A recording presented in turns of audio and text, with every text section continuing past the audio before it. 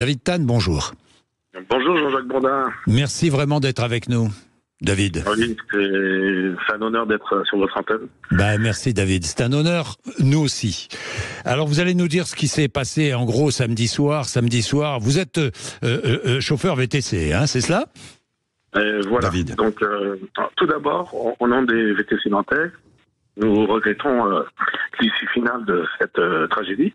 Oui. Et on apporte nos condoléances à la famille de la victime. Bien. Alors, vous étiez avec d'autres VTC à l'approche du stade de Nantes et vous transportiez des supporters niçois, c'est cela? C'est ça, tout à fait. Nous avons reçu une commande de transport de 30 supporters niçois de 20 ans, oui, qui n'avaient pas pu se rendre justement sur l'escorte. Oui. Donc on prend un itinéraire simple pour passer vers le parcage visiteur qui se trouve boulevard de la Beaujoire. Oui. Le fait est que l'itinéraire GPS nous fait passer boulevard des Batignolles. Et moi, en première tête de cortège, j'arrive et je vois une foule de 300 individus.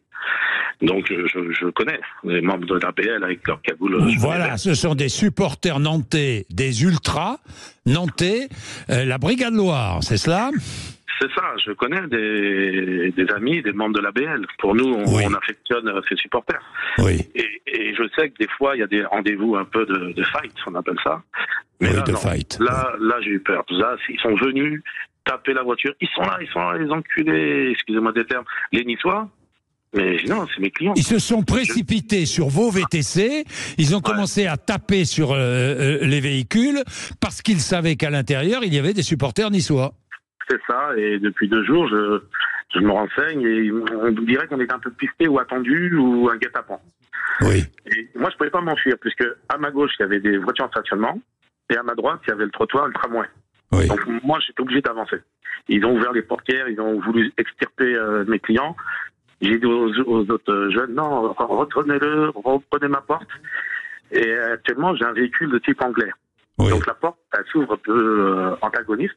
Oui. Et donc, les BL, ils tiraient, enfin bref, j'ai accéléré. Il y a un BL qui a tapé mon pare-brise, donc étoilé. Il y en a un autre qui a mis un coup de pied dans ma calandre. Lui, il a rebondi sur mon pare-brise. Il a glissé devant moi et je lui ai roulé dessus. Et là, ah oui. Moi, je suis obligé de fuir devant. Ouais. En regardant mon rétro derrière, je vois que mes autres collègues, eux, ils sont assaillis. Et je comprends qu'ils vont avoir le même problème. Ouais. Et quand moi j'arrive, je me réfugie au poste de police, je dis, messieurs, il y a une embuscade, il y a une embrouille, allez aider mes collègues et tout. Là, on voit des escadrons de CRS qui courent.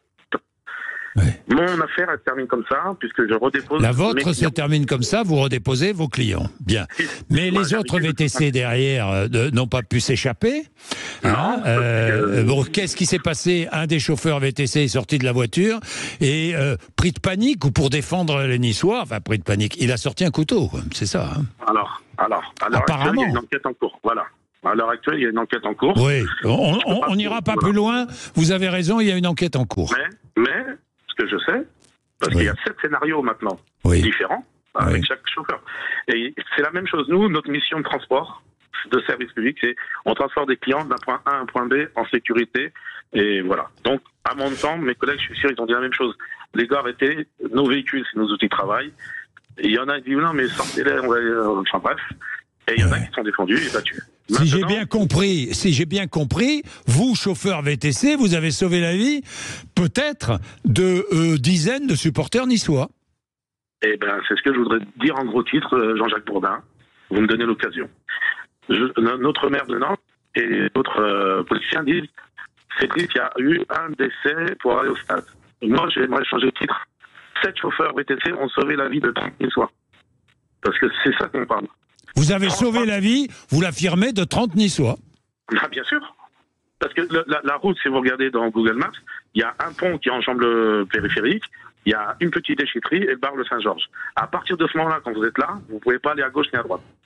Donc là, on était dans une souricière, on était mort. Il n'y avait pas de poste de CRS. Habituellement, ils sont un petit peu à gauche à droite. Là, bizarrement, il n'y avait rien. Donc c'est peut-être notre faute, notre responsabilité de VTC. Peut-être qu'il y a des manquements au service de sécurité. Peut-être que les supporters ils n'avaient pas à venir de leur propre chef. Mais pourquoi aussi les groupes de l'APL sont venus nous agresser? Maintenant, je pleure la victime. Bien sûr, mais bien sûr. Et puis, c'est symptomatique, David, de la violence autour des stades. Maintenant, ça devient absolument insupportable. Les bus caillassés, les supporters, les ultras qui comme ça s'en prennent à des supporters adverses. Enfin bon, ça devient insupportable. Jean-Jacques, oui. Vous êtes amateur de foot, je le sais. Oui, bah oui. Parce que je vous suis depuis longtemps. et donc, il y a aussi à Nantes, c'est ça qui m'a fait toucher au mois d'août-septembre, un père de famille vient avec son petit-fils, son fils. Il porte le maillot de l'OM. À quel moment des individus humains, là, des mammifères, ils crachent dessus, ils les insultent, et le monsieur, il est en arrêt cardiaque. Ouais, on est rendu là maintenant en 2023. Je me souviens. Partout, l'entraîneur de Lyon, il se fait caillasser. Oui. Bref, partout. Oui. Alors moi, j'ai deux solutions. Soit on dissout les ultras, ou soit on leur permet de boxer un peu plus loin, là, dans une prairie, comme nous, à l'époque, on était jeunes. Exactement. Voilà. Vous avez raison, David. C'est ce qu'on faisait quand on était jeunes. Je suis d'accord avec vous, David. D'accord. Oui. C'est notre génération d'avant. On va te casser la figure. Voilà. On boit une bière. Là, je vais te tuer. Je vais te niquer. On les interdit. On les interdit de stade. Voilà. Qu'est-ce que vous voulez que je vous dise, moi? Quelle est la solution? Il faut sévir, d'une manière ou d'une autre. Parce que je ne veux pas qu'on soit, nous, VTC de Nantes, parce qu'on allait préparer aussi une manifestation et des rendez-vous avec la municipalité, et on ne veut pas être en guerre contre l'ABL. Donc, je comprends. Le décès, il faut que ça serve à quelque chose. Vous savez, à Nantes, il y a eu beaucoup de décès tragiques. Je sais. Et voilà. Et donc, soit cet événement, faut mettre un point final à ça. Soit tout le monde prend conscience que oui, on est là pour supporter une équipe, on n'est pas là pour envenimer l'adversaire ou l'insulter. Moi, j'ai été coach dans une équipe de quartier à Nantes. J'ai prôné des 10 commandements, 10 valeurs de respect, de ranger le vestiaire, de saluer l'arbitre, de saluer les adversaires, parce que c'est grâce à ça qu'on progresse. Et ne pas insulter l'arbitre ou tout le temps dire tout le temps les mêmes slogans de la partie adverse. Merci David. C'est Jean-Jacques.